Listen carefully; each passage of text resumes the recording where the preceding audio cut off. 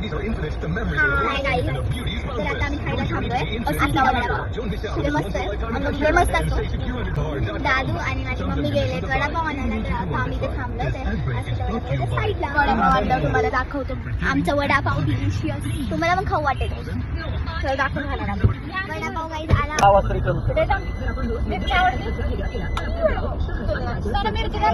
एक हारी मेरे को छोड़ काढो. तर आता आम्ही थांबलेलो रिक्शेट करायला दोघी. खूप सारे फोटोज टाकले, तुम्हाला भेटेल. सो आता पाऊस पडायला लागलाय, दाखवा पाऊस. तो गाईज पाऊस पडेल और हम भिजी.